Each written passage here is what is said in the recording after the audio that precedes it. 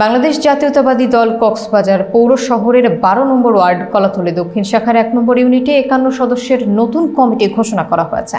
গতকাল বিকেল 4টায় কলাতলী সৈকত পাড়ার একটি আবাসিক হলরুমে অনুষ্ঠান অনুষ্ঠিত হয়েছে। আরাফাত শিকদারের প্রতিবেদনে থাকছে বিস্তারিত। এতে প্রধান অতিথি হিসেবে উপস্থিত ছিলেন 12 নম্বর ওয়ার্ড বিএনপি সভাপতি জননেতা আব্দুল খালেক এবং প্রধান বক্তা ছিলেন সাধারণ সম্পাদক মোহাম্মদ নূর হোসেন। অনুষ্ঠানটি সঞ্চালনা করেন সাংগঠনিক সম্পাদক ও কলাতলী উত্তর আদর্শ গ্রাম সমাজ পরিচালনা কমিটির সভাপতি মোহাম্মদ নাসির উদ্দিন। প্রধান অতিথি মোহাম্মদ আব্দুল খালেক নবগঠিত কমিটির ঘোষণা দেন। কমিটিতে মোহাম্মদ ইসমাইল সভাপতি, মোহাম্মদ আব্দুর রহিম সাধারণ সম্পাদক এবং মোহাম্মদ আরজু সাংগঠনিক সম্পাদক নির্বাচিত হন। নবনির্বাচিত নেতৃবৃন্দকে ফুলেল শুভেচ্ছা জানিয়ে বক্তারা বলেন, দেশের মানুষ আজ গণতন্ত্রের জন্য লড়াই করছে। তারা বেগম খালেদা জিয়া এবং তারেক রহমানের নেতৃত্বে একটি নিরপেক্ষ নির্বাচন চায়। বক্তারা অভিযোগ করে বলেন, গত 16 বছর ধরে বর্তমান সরকারের নিপীড়নের শিকার হয়েছেন তারা।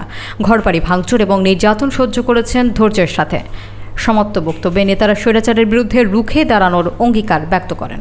বিএনপির আদর্শ নিয়ে আমি গঠন হয়েছি। আমি বিএনপির আদর্শকে ভালোবাসি বলে, আমি মানুষের কাতারে কাতারে গিয়ে মানুষকে ভালোবাসি বলে, মানুষকে ভয়ভীতি না দেখে, মানুষকে ইনসাফ এবং উদারতা দিয়ে যখন আমি মানুষের পাশে ছিলাম, তখন আমাকে মানুষ আমাকে সামাজিকভাবে আমাকে সভাপতি এবং সব কিছুর দায়িত্ব দিয়ে আমি আওয়ামী লীগ আমলে সমাজ নিয়ে আমি পরিচালিত আছি।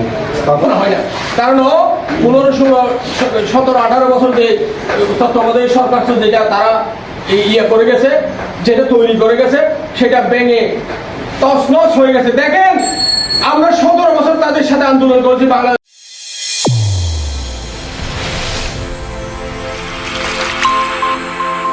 চ্যানেল A1 হৃদয়ের স্পন্দন।